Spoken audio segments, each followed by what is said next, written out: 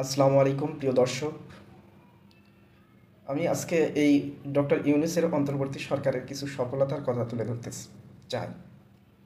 শুরুতেই বলে রাখি, আজকের ক্যাপশনটা দেখেন। আমি গত ঈদের ছুটিতে এবং তৃণমূল পর্যায়ে এবং সারা দেশের ঢাকা শহরের বিভিন্ন অঞ্চলে চায়ের স্টল থেকে শুরু করে হোটেল থেকে শুরু করে সব জায়গায় মানুষের একটা স্বস্তির নিঃশ্বাস, যেটা আমাকে অবাক করেছে, আপনাদেরও সম্ভবত অবাক করেছে, যে ৩৬শে জুলাই এরপর, অর্থাৎ ২৪-এর বিপ্লবের পর, জুলাই বিপ্লবের পর মাত্র ৭-৮ মাস হচ্ছে ডক্টর ইউনূসের ক্ষমতা গ্রহণের। কিন্তু তার যে এত অল্প সময়ে কোনো সরকারের গ্রহণযোগ্যতা সারা বিশ্বে এবং দেশের স্থিতিশীলতায় এত সুন্দরভাবে স্থাপন করেছে, যেটা বাংলাদেশের ইতিহাসে আর কখনো হয়নি। আপনারা বিভিন্ন তত্ত্বাবধায়ক সরকারগুলোকে, বিভিন্ন নির্বাচিত সরকার, অনেক সরকারের যে কার্যকালগুলি, এগুলো বিচার বিশ্লেষণ করে দেখা যায় যে এত কম সময়ের মধ্যে এত সফল সরকার আর কেউ ছিল না, ডক্টর ইউনূসই একমাত্র। তো কী কারণে বলতেছি আমি আপনাদের, তার এই ৬-৭ মাসের যে পদক্ষেপগুলো, তার যে অর্জনগুলো, সেগুলো আমি আপনাদেরকে একটু তুলে ধরতে চাই।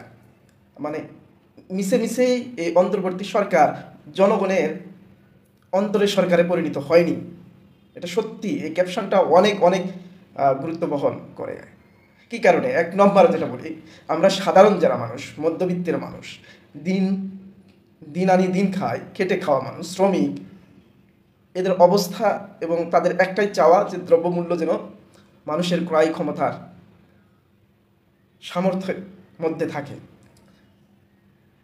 অত্যন্ত খুশির বিষয় হচ্ছে, কখনো আমার জীবদ্দশায় কোনো সরকারকে বাজারের সিন্ডিকেটকে দমন করানোর সক্ষমতা আমি এখন পর্যন্ত দেখিনি। আমার বয়স প্রায় ৩০ থেকে ৩৫ হবে, বা ৩৫-৩৬ হবে।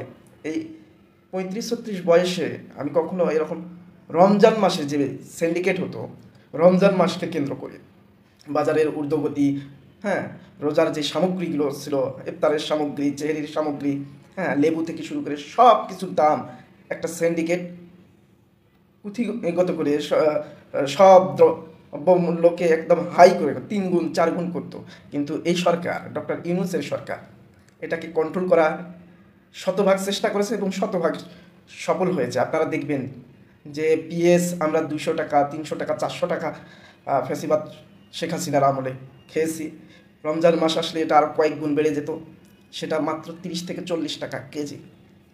আলু যেটা ১২০ টাকা, ১৪০ টাকা পর্যন্ত কিনে খেয়েছি, রমজান মাসে আসলে সেটা ২২০ টাকা পর্যন্ত আমরা দেখেছি হাসিনার আমলে, বা বিগত যে নির্বাচিত সরকারগুলো বা রাজনৈতিক দলগুলো ক্ষমতায় এসেছিল তাদের আমলে। কিন্তু ডক্টর ইউনূস সেরা আমলে দেখেন, ঢাকা শহরের দ্রব্যমূল্য আলু মাত্র ৩০ টাকা কেজি, আর গ্রামগঞ্জে এখনও আলুর দাম ৮ থেকে ১০ টাকা কেজি। যদি এটা কৃষকের জন্য একটু হলেও দুঃখের বিষয় হলেও, কিন্তু সাধারণ জনগণের জন্য স্বস্তির বিষয়। তো এরকম আরও, এটা শুধু দ্রব্যমূল্য গেল, এইবার আসুন ধর্মীয় বিষয়গুলোতে। মানুষ রমজান মাসে ইফতার চেহরি করবে, এইবার দ্রব্যমূল্য নিয়ন্ত্রণের কারণে মানুষ স্বস্তিতে তাদের ধর্মকর্মগুলো পালন করেছে। ঠিক একইভাবে প্রতিটা জায়গায় মানুষ স্বস্তিতে রোজা পালন করেছেন, অফিস আদালতের কর্ম ঘন্টা কমিয়ে দিয়েছিল, ঈদে বিশেষ করে ৪ দিনের ছুটিকে 5 দিনে রূপান্তর করেছে, 3 দিনের ছুটিকে 5 দিনে করেছেন। এরকম অনেক সফলতা, শুধু ধর্মকেন্দ্রিক, শুধু তাই না, হজকে কেন্দ্র করে, হ্যাঁ, উমরা হজকে ১,৩৫,০০০ জায়গায় মাত্র ৮৪,০০০ টাকায় উমরা পালনের সুযোগ দিয়েছে। আবার হজের মৌসুমে, যেটা রেগুলার হজ আমরা বলি, ফরজ হজ, যে হজ অর্থাৎ আগামী ২৯ তারিখ থেকে ফ্লাইট, সেই বিমান ভাড়া প্রায় ১,০০,০০০ টাকা বা ৯০,০০০ টাকার মতো কমিয়ে এনেছে। বিমান ভাড়া ৯০,০০০ টাকা, শুধু একজন হজ যাত্রীর জন্য ৯০,০০০ টাকা তার বিমান ভাড়া বাবদ কমে গেছে, হ্রাস করেছেন সরকার। এটা ধর্মীয় বিষয়গুলো গেল। এইবার কোনো ধর্মীয় সহিংসতা আমরা দেখিনি দেশের মধ্যে। বাজার নিয়ন্ত্রণ হয়েছে, দ্রব্যমূল্য নিয়ন্ত্রণ হয়েছে। এবার ধর্মীয় যে সম্প্রীতিটা সেটা সুন্দরভাবে বাস্তবায়ন হয়েছে। ঠিক একইভাবে যদি আপনারা চিন্তা করেন, বাণিজ্যিক যে সিন্ডিকেট ছিল, হ্যাঁ, শেখ হাসিনা সরকারের আমলে বাংলাদেশ ব্যাংকের রিজার্ভ ছিল 18, অনেক অর্থনীতিবিদরা বলতেন যে এটা 18 না, আরও কমেছে, 18 বিলিয়ন না, এটা আরও কমেছে, 11 বিলিয়নের মতো কমেছিল, কিন্তু সেটা তারা প্রকাশ করেনি। তারা 18 থেকে 19 দেখাইতে চাইছিল।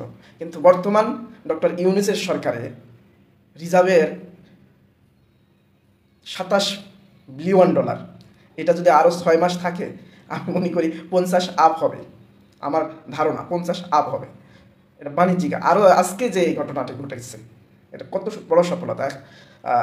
আজকে আপনারা দেখেছেন যে ইন্টারন্যাশনাল ইনভেস্টমেন্ট সামিট, যেটা হোটেল ইন্টারকন্টিনেন্টালে আয়োজন করেছিলেন ডক্টর ইউনূসের উদ্যোগে, সেখানে প্রায় 13শো কোটি টাকার বৈদেশিক ইনভেস্টমেন্ট বাংলাদেশে করলো। যে এইটা কখনোই কোনো সরকার কিন্তু পারেনি।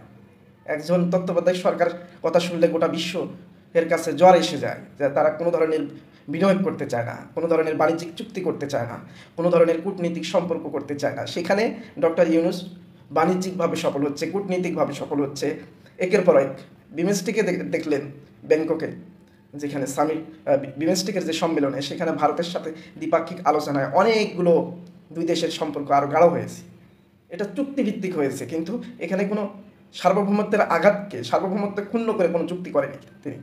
বরঞ্চ ইতিপূর্বে যে চুক্তিগুলো হয়েছে সেগুলোকে রিভিউ করবেন, বাংলাদেশের স্বার্থকে কোথায় কোথায় বিনষ্ট হয়েছে সেটাকে রিভিউ করার জন্য তিনি বলেছেন। ঠিক একইভাবে চীনের সাথে ভালো সুসম্পর্ক করেছে। তারা প্রায় 150 অর্থাৎ 150+ দ্রব্যের উপরে শুল্ক মওকুফ করেছে। তো আপনারা এটা মানে খুব ইজিলি ভাবতেছেন, বিষয়টা এরকম না। বাংলাদেশের কোনো নির্বাচিত সরকার তার মানে নির্বাচিত সময়কালে পর্যন্ত এত অর্জন করতে পারেনি, যেটা ডক্টর ইউনূস মাত্র 6-7 মাসে যে অর্জনটা করেছে, অন্তর্বর্তী সরকার নামে যে সরকারটি। কিন্তু বিগত যে সময়গুলোতে তত্ত্বাবধায়ক সরকার এসেছিল, মানুষের অস্বস্তিতে বসবাস করতে হয়েছিল, বৈদেশিক সম্পর্ক নষ্ট হয়েছিল, বাণিজ্যিক যে চুক্তিগুলো সেগুলো একের পর এক চুক্তি ভঙ্গ করা হয়েছিল, গার্মেন্টস, রপ্তানি শিল্প, পোশাক শিল্প, সব জায়গাগুলোকে বিচ্ছিন্ন করে রাষ্ট্রগুলো মানে তত্ত্বাবধায়ক সরকারকে এক প্রকারে হেনস্থা করা হয়, নির্বাচনকে চাপে রাখা হয়। কিন্তু ডক্টর ইউনূসের অন্তর্বর্তী সরকারের ক্ষেত্রে এটার উল্টাটা করেছে, বরঞ্চ তার সরকারকে সমৃদ্ধ করা হচ্ছে, তার সরকারকে আরও ক্ষমতাশালী করা হয়েছে। আপনারা জানেন যে বিশ্বের বাংলাদেশের অবস্থান ছিল ক্ষমতাধর, শক্তিশালী ধর, প্রভাবশালী ধর হিসাবে 123তম, সেখানে মাত্র 47তম জায়গায় এসেছে, 48 কি 47 সালে। তো এটা আমাদের জন্য তো আমাদের জন্য বিশাল কিছু। আরও অর্জনগুলো যদি আমি বলি, হ্যাঁ, দেশের যে আইন শৃঙ্খলা, শুরুতেই জুলাই বিপ্লবের পর যেভাবে বিনষ্ট হওয়ার কথা, এক প্রকারের মব জাস্টিস প্রতিটা শহরে শহরে, জেলা শহরগুলোতে হওয়া শুরু করলো, সেটাকেও সুন্দরভাবে কন্ট্রোল করেছে। এখন কিন্তু জনগণ প্রশাসনের সহায়তায় অনেক শান্তিতে তাদের জীবিকা নির্বাহ করতেছে, অনেক শান্তিতে ব্যবসা বাণিজ্য সব জায়গায় তাদের সিকিউরিটি প্রশাসন দিচ্ছে। এখন অনেক সময় একটু বিচ্ছিন্ন ঘটনা ঘটতেছে, কিন্তু এটা তো এত কম সময়ের মধ্যে এতটা কন্ট্রোল কোনো সরকার করতে পারবে বা নির্বাচিত সরকার করতে পারে, এরকম নজির আমাদের দেখা নাই বা দেখিনি কখনো, বা ভবিষ্যতে এরকম হবে কি না আমরা জানি না। তো এত সফলতা, তো তার আরও যে পরিকল্পনাগুলো, যে স্টারলিংক, এলন মাস্ককে সরাসরি তার সাথে কথা বলেছেন, যোগাযোগ করেছেন যে তিনি বাংলাদেশে ইনভেস্ট করতে চায়, যে রিমোট এরিয়াগুলোতে ইন্টারনেটের যোগাযোগ আরও বাড়াইতে চান। এটা কোন সরকার চাইবে? বা বাংলাদেশের যে সিন্ডিকেট রয়েছে, আইএসপিগুলো রয়েছে, এদের সিন্ডিকেটের কারণে স্টারলিংকে এতদিন বাংলাদেশে আসতেই দেওয়া হতো না, এলন মাস্ককে ইনভেস্ট করতেই দিত না, কিন্তু তাকে খুব সহজ করে দিয়েছে যে আপনি ইনভেস্ট করেন, সহযোগিতা সরকার করবে। তো আপনারা মনে করতেছেন যে এটা আসলে কী হবে, এই স্টারলিং আসলে কী হবে? নিরবিচ্ছিন্ন বিশ্বের সাথে যে যোগাযোগ সেটা থাকবে নিরবিচ্ছিন্ন। এতে করে ফ্রিল্যান্সিং, আউটসোর্সিংয়ের কাজ বেড়ে যাবে, কোনো ইন্টারাপ্ট হবে না। রাজনৈতিকভাবে সহিংসতা শুরু হলেও ইন্টারনেটের কমিউনিকেশনের কোনো বিঘ্ন ঘটবে না। এটা বিশাল বড় পাওয়া। এটা যারা আইটি সেক্টরে আছে তারা বুঝতেছেন, সাধারণ মানুষ হয়তো ওইভাবে থিঙ্ক করতে পারতেছেন না। আরও অনেকগুলো তার যে রাষ্ট্র সংস্কার, কয়েকটা কমিশন গঠন করে দিয়েছেন। স্মুথলি, কোনো প্রকার হ্যাসেল হচ্ছে না, তারা স্মুথলি প্রত্যেকটা কমিশন তাদের কার্যক্রমগুলো সুন্দরভাবে পরিচালনা করতেছেন।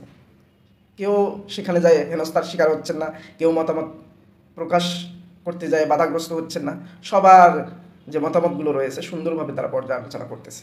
তো আজকের ক্যাপশনে এই এত অল্প সময়ের মধ্যে, এই 6-7 মাসে ডক্টর ইউনূসের যে দীর্ঘ সময়ের অভিজ্ঞতা, তার যে এক্সপিরিয়েন্স, তার যে অ্যাকসেপ্টেন্স, সারা বিশ্ববাসীর কাছে তার গ্রহণযোগ্যতা এত বিশাল।